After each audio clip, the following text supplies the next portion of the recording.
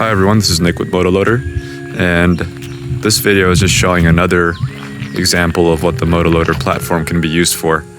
I was pulling some of these old posts and poles out of a property out here, and this was a single person operation, so I used my spare tire